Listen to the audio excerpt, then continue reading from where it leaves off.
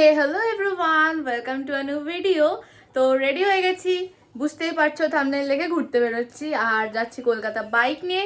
যেই যে স্পটগুলো যাবো সেগুলোর অল ডিটেল নিয়ে তোমাদের সাথে শেয়ার করব। তো চলো, আমি এখন বসে রয়েছি কারণ আসবেন আমাকে নিতে, দেন তারপরে বেরোবো। তো চলো, আজকে একটু এক্সাইটিং হতে চলেছে বিষয়টা, বাট বাইরে মেঘ করেছে, বৃষ্টি হতে পারে যখন তখন। তবে আমরা রেনকোট নিয়ে নিয়েছি। তো চলো তাহলে যাই আর সবটা তোমাদের সাথে শেয়ার করি।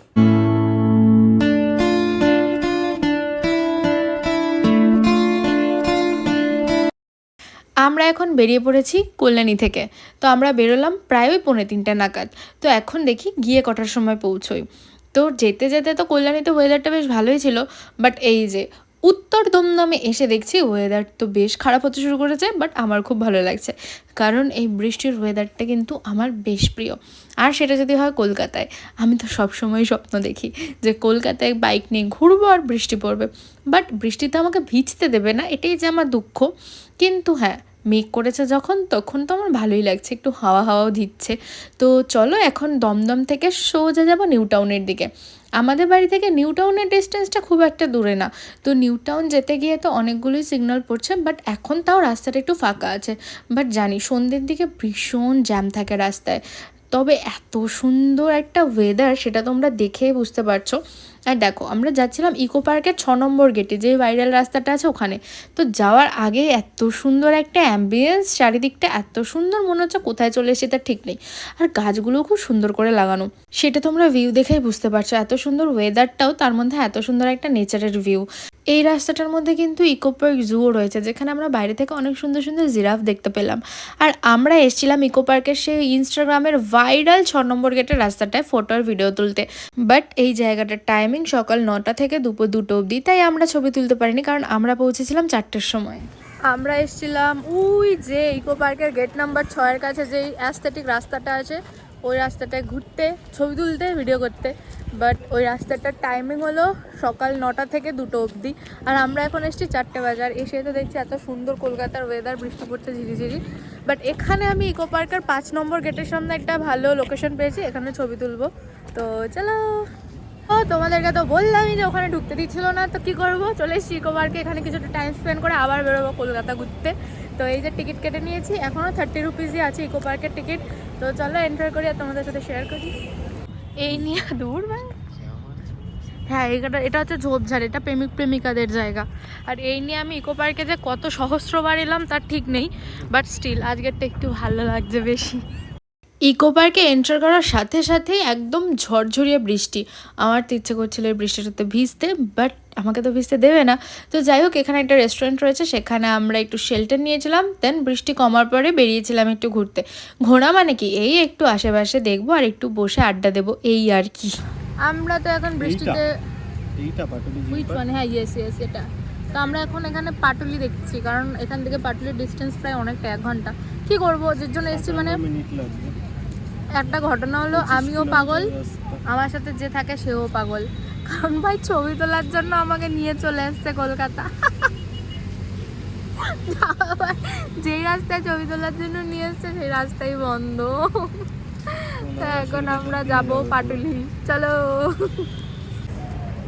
আমরা ইকো পার্কের 3 নম্বর গেটের সামনে এই যে গাড়ি পার্ক করেছিলাম। গাড়ি পার্কিংয়ের জন্য এখানে 20 টাকা করে নেবে, আর যখন গাড়িটা নেবে তখন আবার এটা ওখানে সাবমিট করতে হবে। আর এটা 3 নম্বর গেটে। আর হেলমেট যদি তোমরা রাখতে চাও তো পার হেড 10 টাকা করে। বাট আমরা হেলমেট রাখিনি, নিয়ে গেছিলাম, বেকার বেকার আবার কেন 20 টাকা দেবো। তো যাই হোক, তোমরা চাইলে রেখে যেতেই পারো। তো চলো এবার পাটুলির দিকে রওনা দিই। ইকো পার্ক থেকে যখন বেরোলাম তখন দেখো আকাশটা দেখছি ক্লিয়ার হচ্ছে, আর এত সুন্দর লাগছিল ভিউটা, কি আর বলবো। এমনি কলকাতা আমার পছন্দের, তার মধ্যে কলকাতায় আসার পর এরকম পছন্দের ওয়েদার, আহা সোনে পে সোহাগা। এখন আমরা বিশ্ব বাংলা গেট হয়ে প্রায় 1 ঘন্টা ড্রাইভ করে যাব পাটুলি। হয়তো পাটুলি না গেলেও হতো যদি আমরা ওই 6 নম্বর গেটটা খোলা পেতাম। বাট এত তাড়াতাড়ি এসছি, এখনই আবার বাড়ি চলে যাব। তো সেই জন্য ভাবলাম কেননা পাটুলিটা ঘুরিয়ে যায়। আর যদি ওয়েদার ঠিক থাকতো তো আমাদের ইচ্ছা ছিল একটু রাত করেই বাড়ি ফিরবো। বাট ওয়েদারের যা ছিরি, আর রাত করে বাড়ি ফেরা, আমাদের হয়তো তাড়াতাড়ি বাড়ি ফিরে যেতে হবে, নাহলে যদি রাস্তায় আবার বৃষ্টিতে পড়ি। তাই জন্য গাড়ি চালাতে চালাতে তো হয়ে গেছিলো সন্ধে, কারণ আমরা সবাই জানি যে কলকাতার জ্যামটা কি হাই লেভেলের হয়। এই জ্যাম ঠেলে ঠিক টাইমে পৌঁছানোটা তো একদমই পসিবল না, তাই আমাদের পাটুলি পৌঁছাতে প্রায় 1.5 ঘন্টা লেগে গেছিলো। প্রায় আমরা 6টার সময় পৌঁছেছি পাটুলিতে। আর এসে আমরা গাড়িটা পার্ক করেছি যেখানে গভর্নমেন্ট পার্কিং রয়েছে সেখানেই। আদার্স জায়গায় যদি তোমরা গাড়ি পার্ক করো তাহলে কিন্তু তোমাদের ফাইন হতে পারে। আর খুব সুন্দর একটা জায়গা পাটুলি, আর আমার তো অলওয়েজ একটা ফেভারিট জায়গা। আর এখানে এত অন্ধকার কেন লাগছিল আমি জানি না। তো যাই হোক, এসেই তো প্রথমে নচিকেতা থেকে চা নিয়ে নিলাম। আর নচিকেতার ভিড়টা দেখো, নচিকেতার চায়ের প্রাইস 25। হ্যাঁ জানি প্রাইসটা অনেকটাই বেশি, বাট খেতে কিন্তু অসাধারণ। তারপরে আর কি পছন্দের জায়গায় একটা ঝড় ছাড়লো, আর এই ঝড়টা আমি উপভোগ করবো না, একটু ভিডিও করবো না, তাই কি কখনো হতে পারে?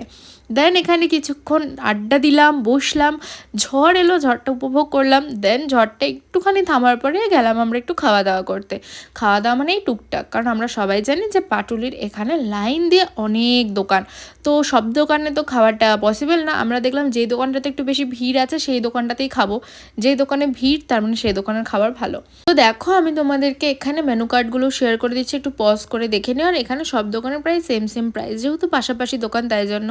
আমরা এখানে 2টো চিকেন উইংস নিয়েছিলাম, এখানে 2টো করেই বিক্রি হচ্ছিলো এক প্লেটে।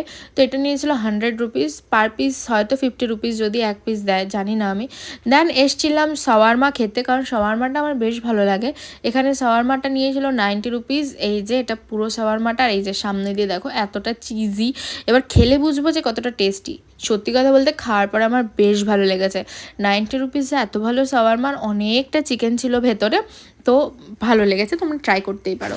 আর চিকেন উইংসের সাইজটা তো তোমরা দেখতেই পাচ্ছ কতটা বড়। তো আমাদের 2টো নিয়েছে 100 রুপিস, খুব একটা আহামরি দাম না কিন্তু খাবারের। দেন বাড়ি ফেরার সময় আবার নচিকেতা থেকে আরেক কাপ চা খেয়ে নিলাম, কারণ চাটা এমনিও আমার ভালো লাগে, আর এত সুন্দর ওয়েদার, হাওয়া দিচ্ছে, তাই জন্য ভাবলাম বাড়ি ফেরার আগে নচিকেতা থেকে 1 কাপ চা খাই। দেন চাটা খেয়ে আবার হেলমেট পরে নিলাম, রেডি হলাম আবার একটা লং রাইডের উদ্দেশ্যে। তো চলো এবার বাড়ি যাই, কারণ খুব ঝড় দিচ্ছে, বাড়ি গিয়ে ভিডিওটা এন্ড করবো। তো বাড়ি চলে এসেছি, এসে ড্রেস চেঞ্জ করে ফ্রেশ হয়ে নিলাম।